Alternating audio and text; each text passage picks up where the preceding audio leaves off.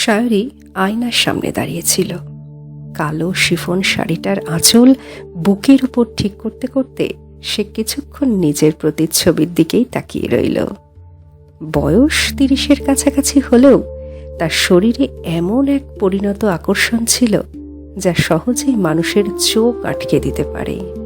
চাপা শ্যামলা রং, দীর্ঘ চোখ, ভারী ঠোঁট, ভরাট বুক আর কোমরের বাঁক সব মিলিয়ে তাকে ভিড়ের মধ্যেও আলাদা করে দেখা যেত।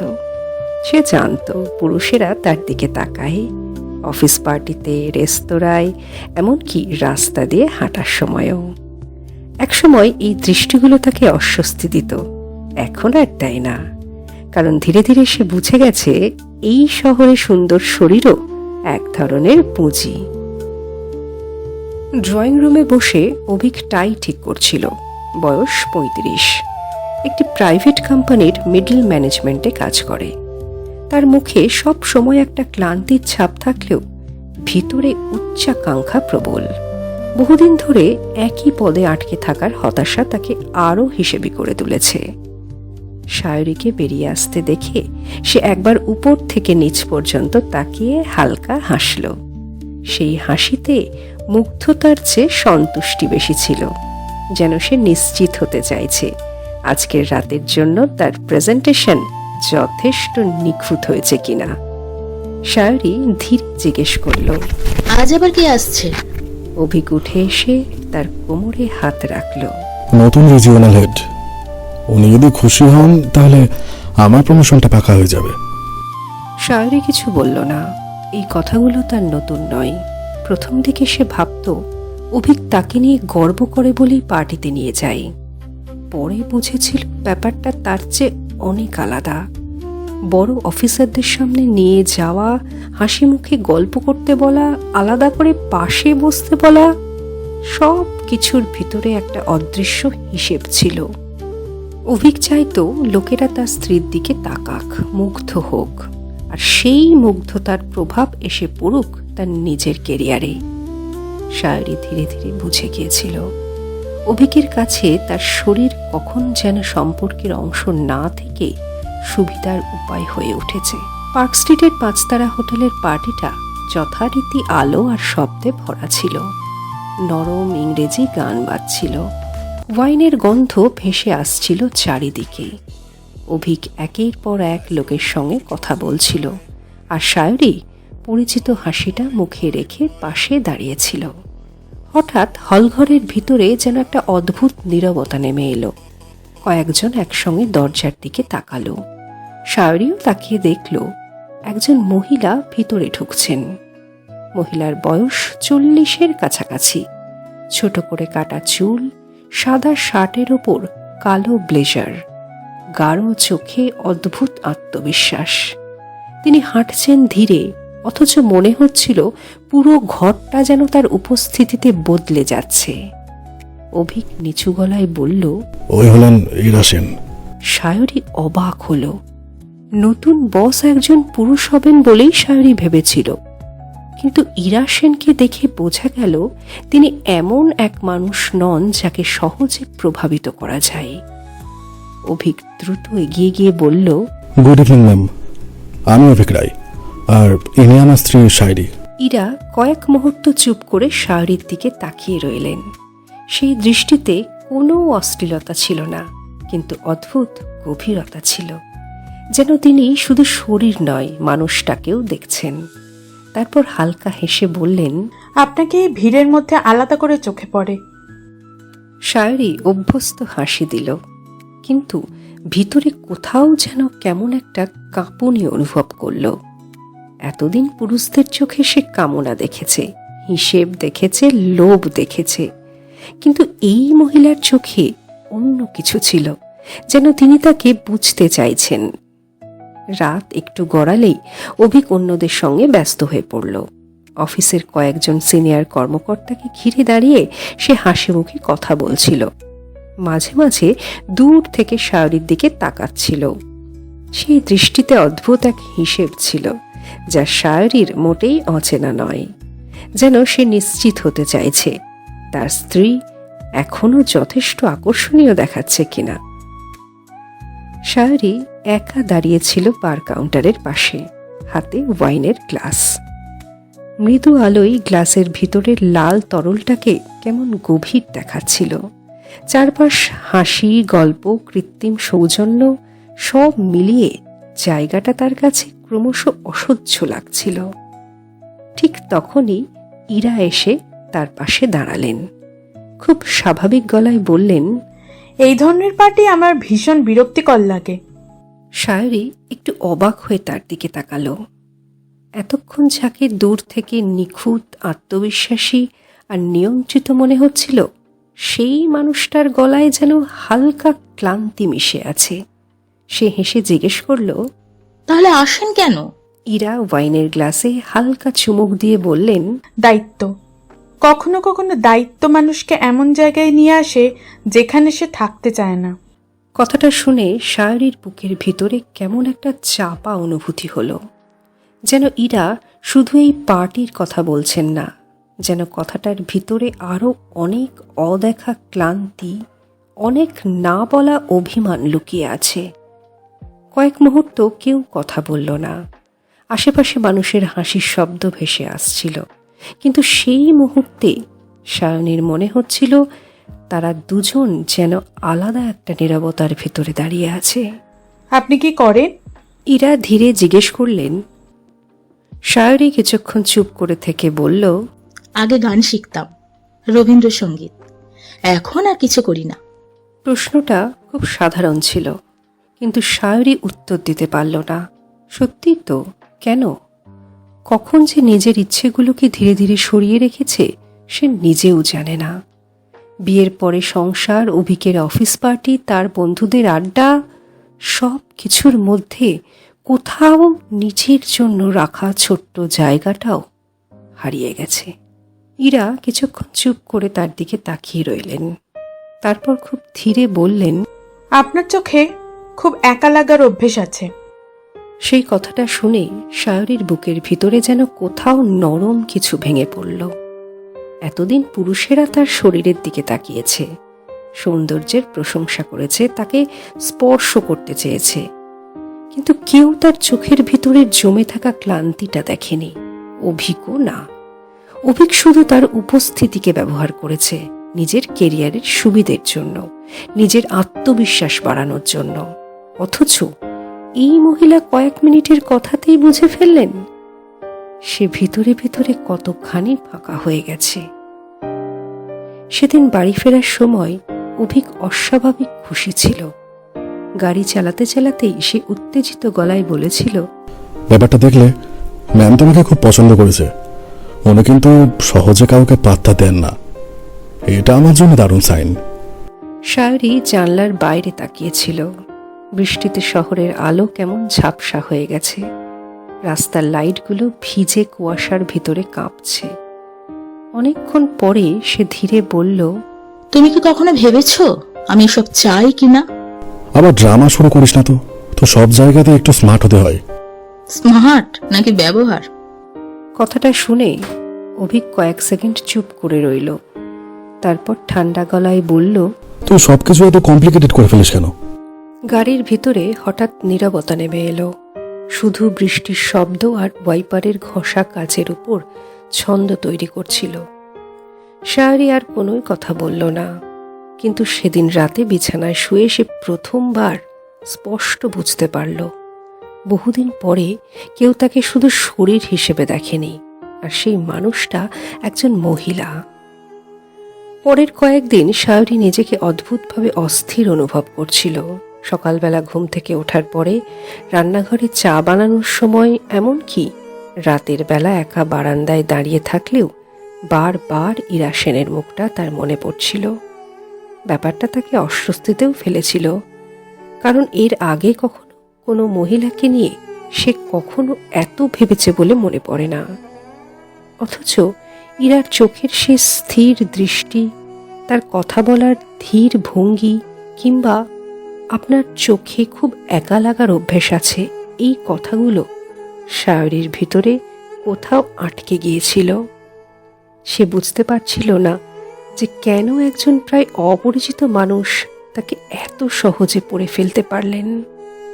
অন্যদিকে অভিক যেন আগের থেকেও বেশি উৎসাহী হয়ে উঠেছিল।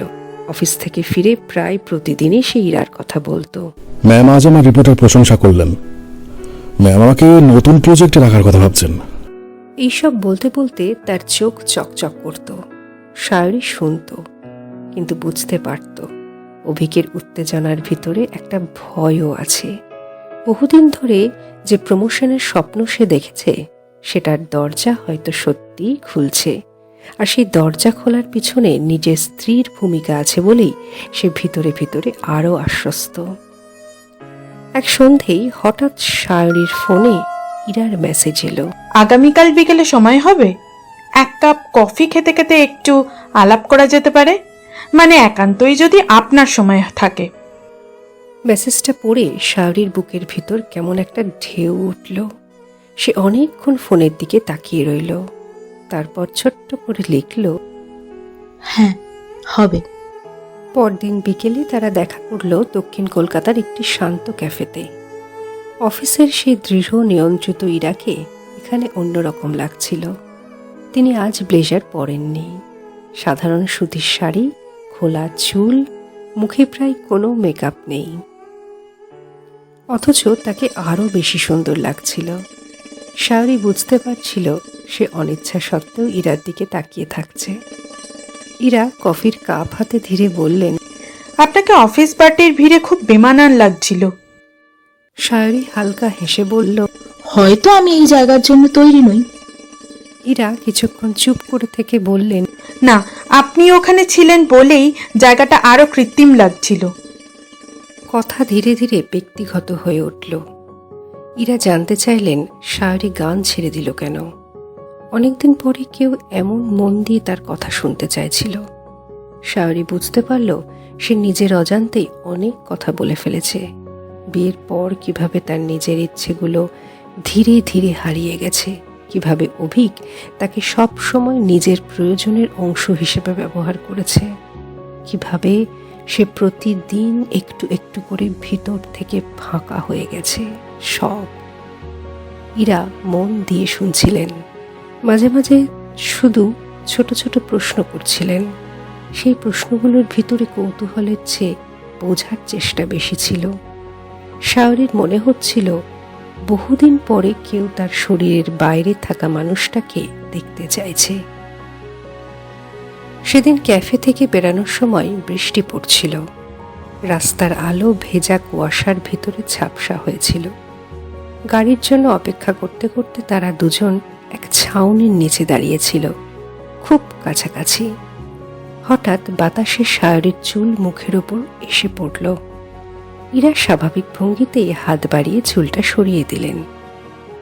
স্পর্শটা খুব সামান্য ছিল, কিন্তু সেই মুহূর্তে সায়রীর শরীর কেঁপে উঠল, যেন বহুদিন ঘুমিয়ে থাকা কোনো অনুভূতি আচমকা জেগে উঠেছে। ইরাও কয়েক সেকেন্ড চুপ করে তার দিকে তাকিয়ে রইলেন, তারপর ধীরে হাত সরিয়ে নিলেন। কেউ কোনো কথা বলল না, অথচ সেই নীরবতার ভিতরে অনেক কিছু ঘটে গেল। বাড়ি ফিরে সায়রী নিজেকে অদ্ভুত অপরাধী মনে করছিল। সে আয়নার সামনে দাঁড়িয়ে নিজের মুখের দিকে তাকালো। তার গাল লাল হয়ে আছে। সে বুঝতে পারছিল আজকের সেই স্পর্শ বারবার তার মনে পড়ছে। অথচ এটা ভুল। সে বিবাহিত, আর ইরা একজন মহিলা। সমাজ, সম্পর্ক, অভ্যেস সবকিছু যেন তাকে ভিতর থেকে টেনে ধরে বলছিল এই অনুভূতি স্বাভাবিক নয়। কিন্তু একই সঙ্গে সে এটাও বুঝতে পারছিল বহুদিন পরে কেউ তাকে এমনভাবে স্পর্শ করেছে যেখানে কোনো দাবি নেই, কোনো ব্যবহার নেই, শুধু কোমলতা আছে। অভিক সেদিন রাতে বাড়ি ফিরেও অফিসের গল্প করছিল। খেতে খেতে হঠাৎ বলল, ম্যাম নাকি তোমাকে খুব ইন্টেলিজেন্ট মনে করে। উনি বলছিলেন যে তুমি নাকি অন্যদের মতো নাও। তার গলায় গর্ব ছিল, কিন্তু সেই গর্বের ভিতরেও যেন এক হিসেব মিশেছিল। সায়রী হঠাৎ লক্ষ্য করল অভিক কখনো জানতে চায়নি সে কি অনুভব করে। সে শুধু জানতে চেয়েছে যে ইরা তাকে কতটা পছন্দ করতেন। যেন পুরো ব্যাপারটার কেন্দ্রবিন্দু সায়রী নয়, তার নিজের প্রমোশন। তারপর থেকে ইরা মাঝে মধ্যেই ফোন করতেন, কখনো কোনো বইয়ের কথা, কখনো গান, কখনো শুধুই কথা বলার জন্য। সায়রী ধীরে ধীরে বুঝতে পারছিল এই কথোপকথনগুলোর জন্য সে অপেক্ষা করতে শুরু করেছে। ইরার কণ্ঠস্বর শুনলেই তার ভিতরের ক্লান্তিটা একটু কমে যায়। একদিন রাতে ফোনে কথা বলতে বলতে ইরা হঠাৎ বললে, তোমার হাসিটা খুব সুন্দর, কিন্তু সেটা খুব কম ব্যবহার করো। জানো তো, বহুমূল্য জিনিস সহজে ব্যয় করতে নেই। শুধু বিশেষ মানুষের জন্যই এমন হাসি ধরে রাখতে হয়।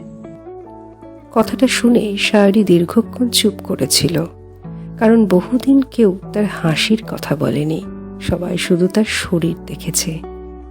কয়েক সপ্তাহ পরে এক শনিবার ইরা সায়রীকে নিজের ফ্ল্যাটে ডাকলেন।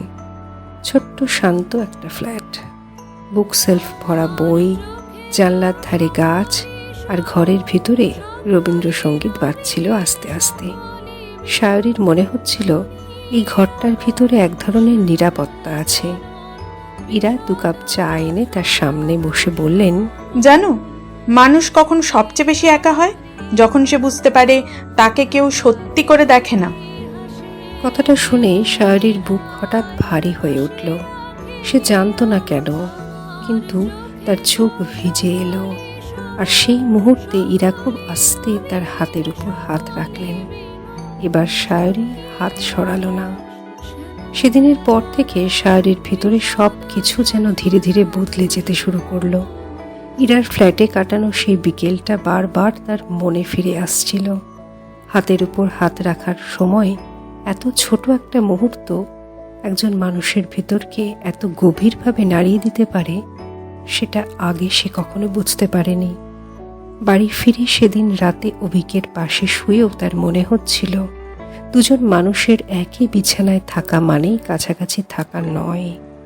অভিক ফোনে অফিসে কারোর সঙ্গে কথা বলছিল, মাঝে মধ্যে বিরক্ত গলায় প্রজেক্টের কথাও বলছিল, তারপর ঘুমিয়ে পড়েছিল। অথচ সায়রীর চোখে ঘুম আসছিল না। সে অন্ধকারে ছাদের দিকে তাকিয়ে ভাবছিল, শেষ কবে কেউ তাকে এত মন দিয়ে ছুঁয়েছিল? শেষ কবে কেউ তার কথা শুনেছিল কোনো প্রয়োজন ছাড়াই? উত্তর খুঁজতে গিয়ে সে বুঝতে পারল, হয়তো কখনোই না। পরের দিনগুলোতে ইরা আর সায়নীর সম্পর্ক আরও গভীর হতে লাগলো। তারা প্রায় প্রতিদিন কথা বলতো, কখনো ফোনে, কখনো মেসেজে, কখনো দেখা করে। সায়রী ধীরে ধীরে নিজের ভিতরের এমন সব কথা বলতে শুরু করলো যা সে কখনো কাউকে বলেনি। বিয়ের প্রথম দিকের স্বপ্নগুলো, গান ছেড়ে দেওয়ার কষ্ট, নিজের শরীরকে ধীরে ধীরে অন্যের প্রয়োজনের জিনিস হয়ে যেতে দেখার অপমান, সব। ইরা শুধু শুনতেন, কখনো মাঝে থামিয়ে উপদেশ দিতেন না। শুধু এমনভাবে তাকিয়ে থাকতেন যেন সায়রীর প্রতিটি কথার ভিতরের ব্যথা তিনি বুঝতে পারছেন। সেই বোঝাপড়াটাই সায়রীকে দুর্বল করে দিচ্ছিল। একদিন সন্ধেয় তারা গঙ্গার ধারে বসেছিল। আকাশে মেঘ ছিল, বাতাসে ভিজে গন্ধ। সায়রী অনেকক্ষণ চুপ করে থাকার পর বলেছিল, আমার মনে হয় আমি ভুল করছি। আমি জানি না, তোমার সঙ্গে থাকলে মনে হয় খুব শান্তি পাচ্ছি, আবার একই সঙ্গে ভয়ও হয়। আমি নিজেকে চিনতে পারছি না। ইরা কিছুক্ষণ চুপ করেছিলেন, তারপর খুব নরম গলায় বলেছিলেন, কিসের ভুল? সব অনুভূতির নাম আগে থেকে জানা যায় না শায়রি। কিছুদিন আগের আমি আর আজকের আমি যেন এক নই। তুমি ভয় পাচ্ছ? কথাটা শুনে সায়রীর বুক কেঁপে উঠেছিল, কারণ সে বুঝতে পারছিল এই সম্পর্কটা আর শুধুই বন্ধুত্বের জায়গায় নেই। সে ইরার জন্য অপেক্ষা করে। ইরার ফোন এলে তার মুখে হাসি আসে। ইরার কাছাকাছি দাঁড়ালে তার শরীরের ভিতরে অদ্ভুত উষ্ণতা ছড়িয়ে পড়ে। আর সবচেয়ে বড় কথা, ইরার সামনে সে নিজেকে লুকোতে চায়। অন্যদিকে অভিজ্ঞ ধীরে ধীরে বদলটা টের পাচ্ছিল। প্রথম দিকে সে বিষয়টাকে অতটা গুরুত্ব দেয়নি, বরং খুশি হয়েছিল যে তার স্ত্রী আর তার বসের মধ্যে ভালো সম্পর্ক হয়েছে, কিন্তু কিছুদিন পরে সে লক্ষ্য করল শায়রি আগের মতো তার সঙ্গে আর কথা বলে না।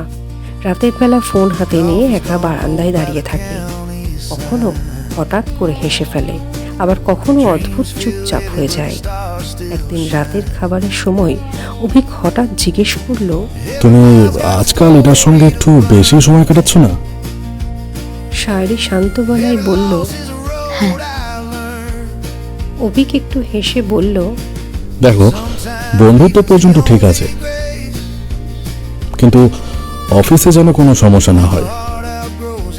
কথাটার ভিতরে অদ্ভুত একটা সতর্কতা ছিল, যেন সে বুঝতে পারছে না ঠিক কি হচ্ছে, কিন্তু ভিতরে ভিতরে অস্বস্তি হচ্ছে। শায়রি কিচ্ছু বলল না, কারণ সে নিজেও জানতো না কি উত্তর দেওয়া উচিত। কয়েকদিন পরে এক বৃষ্টির দুপুরে শায়রি আবার ইরার ফ্ল্যাটে গিয়েছিল। বাইরে টিপ টিপ বৃষ্টি পড়ছিল, ঘরের ভিতরে হালকা অন্ধকার। ইরা রবীন্দ্রসঙ্গীত চালিয়ে রেখেছিলেন। আমার পরানো যাহা চাই খুব আস্তে আস্তে বাজছিল। সায়নী জানলার ধারে দাঁড়িয়ে বৃষ্টি দেখছিল। হঠাৎ ইরা এসে খুব কাছে দাঁড়ালেন, এতটাই কাছে যে শায়রি তার শরীরের উষ্ণতা অনুভব করতে পারছিল। কয়েক সেকেন্ড কেউ কোনো কথা বলল না। তারপর ইরা ধীরে বললেন, কি দেখছো? ইরা খুব ধীরে তার মুখটা নিজের দিকে ঘুরিয়ে দিলেন। সেই স্পর্শেও কোনো জোর ছিল না, শুধু অদ্ভুত কোমলতা ছিল। সেই মুহূর্তে শায়রির মনে হলো সে আর নিজেকে আটকাতে পারছে না। বহুদিনের জমে থাকা একাকিত্ব, অবহেলা, অপূর্ণতা সব কিছু যেন ভেঙে বেরিয়ে আসছে। সে ধীরে ইরার কাঁধে মাথা রাখল। ইরা তাকে খুব আস্তে জড়িয়ে ধরলেন। কোনো তাড়াহুড়ো ছিল না, কোনো লালসা ছিল না, শুধু দুজন ক্লান্ত মানুষের একে অপরের ভিতর আশ্রয় খুঁজে পাওয়ার শান্তি ছিল। আর সেই শান্তিটাই শায়রির চোখে জল এনে দিল। সেদিন রাতে বাড়ি ফিরে অভিক প্রথমবার স্পষ্ট সন্দেহ করল। শায়রির মুখে অন্যরকম আলো ছিল। অনেকদিন পরে তাকে এত শান্ত লাগছিল। অভিক কিছুক্ষণ চুপ করে তাকিয়ে থেকে হঠাৎ বলল, তুমি কি ইরা ম্যাডামের প্রেমে পড়েছো? আজকাল তোমাকে যেন অচেনা এক নারী বলে মনে হয়। প্রশ্নটা শুনে শায়রির বুক ধক করে উঠল, কিন্তু আশ্চর্যভাবে সে অস্বীকার করতে পারল না। অনেকক্ষণ নীরব থাকার পর সে শুধু বলল, আমি জানি না, কিন্তু ওর সঙ্গে থাকলে মনে হয় আমি বেঁচে আছি। অভিক যেন মুহূর্তের মধ্যে বদলে গেল। তার মুখ শক্ত হল। একজন মহিলার সঙ্গে এসব কি বলছিস তুই? শায়রি শান্ত স্বরে বলল, ভালোবাসা শুধু পুরুষ আর মহিলার মধ্যে হয় না অভিক। অভিক রাগে গলা ফাটিয়ে চিৎকার করল, তুই কি পাগল হয়ে গেছিস? ও তোকে জাস্ট ব্যবহার করছে। ব্যবহার? সেটা কেমন? শায়রি তেতো হেসে ফেলল। ঠিক যেমন তুই আমাকে ব্যবহার করে চলেছিস এত দিন ধরে। আমি এত দিন কিচ্ছু বলিনি, মানে চিরকাল যে চুপ করে সবকিছু মেনে নেবো এটা ভাবলে তুই ভুল করেছিস। জীবনে কখনো তোকে তুমি ছাড়া তুই বলিনি, আর আজকে আমাকে তুই বলতে তুই বাধ্য করলি। যে পুরুষ নিজের স্ত্রীকে সুবিধার পাওয়ার আশায় অন্য পুরুষের সামনে লেলিয়ে দেয়, সে নাকি আজ বলছে যে কেউ আমায় ব্যবহার করছে। ছি! কথাটা শুনে অভিক চুপ করে গেল, কারণ সে বুঝতে পারছিল এই আঘাত শুধু এক মুহূর্তের রাগের নয়, বহু বছরের জমে থাকা লাভা আজ আগ্নেয়গিরির মুখ খোলা পেয়ে বাইরে বেরিয়ে আসছে। অভিকের সঙ্গে সেই ঝগড়ার পর বাড়ির পরিবেশ পুরোপুরি বদলে গেল। আগে তাদের সম্পর্কের ভিতরে যতই দূরত্ব থাকুক, অন্তত একটা অভ্যেস ছিল একই ছাদের নিচে থাকা, প্রয়োজনীয় কথাবার্তা বলা, বাইরে থেকে স্বাভাবিক দম্পতির মতন দেখানো। কিন্তু সেই রাতের পর সেই অনুভূতিটুকুও ভেঙে গেল। অভিক শায়রির দিকে এমনভাবে তাকাতে শুরু করলো যেন সে সম্পূর্ণ অপরিচিত কেউ। কখনো ঠান্ডা নীরবতা, কখনো হঠাৎ তীব্র রাগ। এই দুয়ের মধ্যে দোল খেতে লাগলো তাদের সংসার। কয়েকদিন অভিক চেষ্টা করেছিল ব্যাপারটাকে ফেজ বলে উড়িয়ে দিতে, সে বোঝাতে চাইতো, এসব সাময়িক ইমোশন, একজন মহিলার প্রতি টান মানে ভালোবাসা নয়।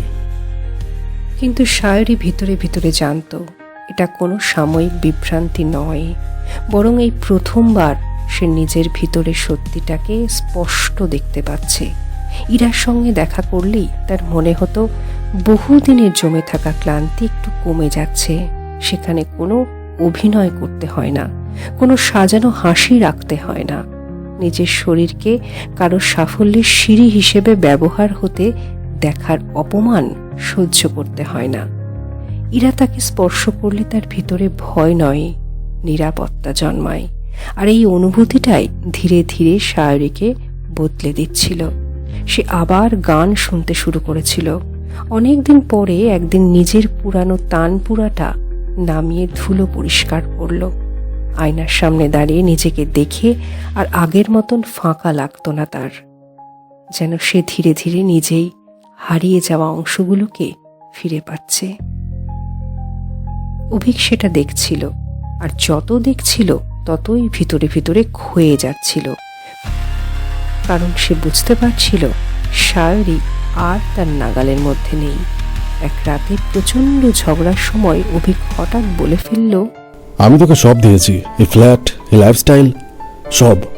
আর আর তুই একটা মহিলার জন্য সংসার ভাঙবি? সায়রী অনেকক্ষণ চুপ করেছিল, তারপর খুব শান্ত গলায় বলেছিল, তুমি আমাকে কোনোদিনও ভালোই বাসনি অভিক, তুমি শুধু আমাকে ব্যবহার করেছো। অভিক চেঁচিয়ে উঠেছিল, কি বলতে চাইছিস তুই? তাহলে কি সব পুরুষই তাদের স্ত্রীকে ব্যবহার করে? না, সব পুরুষ স্ত্রীদের ব্যবহার করে না, কিন্তু তুমি করেছো। প্রথমে বুঝিনি, পরে বুঝেছি। অফিসের লোকেদের সামনে আমাকে সাজিয়ে নিয়ে যাওয়া, আমাকে দিয়ে তাদের মন ভালো করানো, সবই তোমার প্রয়োজন ছিল। তুমি কোনোদিনও জানতে চাওনি আমি সুখী কিনা, শুধু চেয়েছো আমি তোমার কাজে লাগি। কথাগুলো অভিককে মুহূর্তের জন্য চুপ করিয়ে দিয়েছিল, কারণ ভিতরে ভিতরে সে জানতো সায়রী মিথ্যে বলছে না। বহুদিন ধরে সে সত্যি নিজের উচ্চাকাঙ্ক্ষার জন্য সায়রীর সৌন্দর্যকে ব্যবহার করেছে। প্রথম দিকে সেটা সূক্ষ্ম ছিল, পরে স্বাভাবিক হয়ে গিয়েছিল। আর এখন যখন সায়রী সেই নিয়ন্ত্রণের বাইরে চলে যাচ্ছে, তখন সে বুঝতে পারছে এতদিন যে মানুষটাকে সে নিজের সম্পত্তি ভেবেছিল, তারও আলাদা একটা মন আছে। পরের কয়েক সপ্তাহে তাদের সম্পর্ক প্রায় ভেঙে পড়ল। একই বাড়িতে থেকেও তারা আলাদা মানুষ হয়ে গেল। সায়রী অনেক রাত পর্যন্ত বারান্দায় বসে থাকত, কখনো ইরার সঙ্গে ফোনে কথা বলতো, কখনো চুপচাপ গান শুনত। একদিন ইরা খুব শান্ত গলায় বলেছিলেন, তুমি যদি কোনোদিনও বেরিয়ে আসতে চাও, আমি আছি। কথাটা শুনে সায়রীর চোখে জল এসে গিয়েছিল, কারণ এতদিন সে সম্পর্কের ভেতরে শুধু দাবি শুনেছে। এই প্রথম কেউ তাকে কোনো শর্ত ছাড়াই আশ্রয়ের কথা বলল। ডিভোর্সের সিদ্ধান্তটা সহজ ছিল না। পরিবার, আত্মীয়, সমাজ সবাই প্রশ্ন তুলেছিল। সায়রীর মা কেঁদে বলেছিলেন, একটা মেয়ের জন্য সংসার ছাড়বি? অভিকের বন্ধুরা বলেছিল ও নিশ্চয়ই মানসিকভাবে অসুস্থ হয়ে গেছে। অফিসে ফিসফাস শুরু হয়েছিল। কেউ বলতো ইরা সেন নাকি ওকে ভুল পথে নিয়ে গেছে, কেউ বলতো এগুলো আধুনিকতার নাম করে বিকৃতি। প্রথম দিকে এসব শুনে সায়রীর কষ্ট হতো, তারপর ধীরে ধীরে সে বুঝতে পারল মানুষ সব সময় সেই সম্পর্ককেই স্বাভাবিক বলে মেনে নেয় যেখানে নারী নিজেকে চুপ করে বিসর্জন দেয়। কিন্তু যেখানে সে নিজের সত্যিটা বেছে নেয়, সেইখানেই সমাজ অস্বস্তি বোধ করে। ডিভোর্সের দিন কোর্ট থেকে বেরিয়ে সায়রীর অদ্ভুত হালকা লাগছিল। কষ্ট ছিল, ক্লান্তিও ছিল, কিন্তু ভিতরে কোথাও মুক্তিও ছিল। অভিক শেষ মুহূর্ত পর্যন্ত তাকে একবারও থামতে বলেনি। শুধু কাগজে সই করার সময় তার চোখে অদ্ভুত পরাজয় ছিল, যেন সে প্রথমবার বুঝেছে কাউকে নিজের প্রয়োজনের জন্য আটকে রাখা যায়, কিন্তু ভালোবাসা যায় না। সেদিন সন্ধেই সায়রী সরাসরি ইরার ফ্ল্যাটে গিয়েছিল। দরজা খুলতে ইরা কিচ্ছু বলেননি, শুধু তাকে জড়িয়ে ধরেছিলেন। সেই আলিঙ্গনের ভিতরে কোনো উত্তেজনা ছিল না, কোনো নাটকীয়তা ছিল না, শুধু দীর্ঘদিনের ক্লান্তির পরে পাওয়া আশ্রয়ের শান্তি ছিল। শায়রি মাথা রেখে চোখ বন্ধ করেছিল। তারপর মনে হচ্ছিল বহুদিন পরে সে সত্যিই নিরাপদ। তারপর ধীরে ধীরে তারা একসঙ্গে থাকতে শুরু করলো। শহরের দক্ষিণে ছোট্ট একটা ফ্ল্যাট, জানলার ধারে গাছ, বুকশেল্ফে বই, সন্ধেবেলা গান বাজে। শায়রি আবার গান শেখাতে শুরু করলো। ইরা অফিস থেকে ফিরে চুপচাপ বসে তার গান শুনতেন। কখনো রান্নাঘরে দুজনে একসঙ্গে রান্না করত, কখনো বৃষ্টিতে রাতে বারান্দায় দাঁড়িয়ে চা খেত। সম্পর্কটা নিখুঁত ছিল না, মাঝে মধ্যে ভয় আসতো, সমাজের চাপ আসতো, পুরনো স্মৃতিও ফিরে আসতো। তবু এই জীবনে অন্তত অভিনয় ছিল না। একদিন রাতে শায়রি আয়নার সামনে দাঁড়িয়েছিল। অনেকদিন পরে নিজের মুখের দিকে তাকিয়ে তার মনে হলো এই মানুষটাকে সে আবার চিনত। তারপর ওরা দুজনে দুজনকে গভীর আলিঙ্গন করে চুপচাপ দাঁড়িয়েছিল। একজনের হৃদস্পন্দন যেন আর একজনের ভিতরে অদ্ভুত একটা সুখের অনুভূতি ছড়িয়ে দিচ্ছিল। ওরা দুজনে একটা সময়ে সম্পূর্ণ নিরাভরণ হয়ে একে অপরকে চুম্বন করতে শুরু করলো।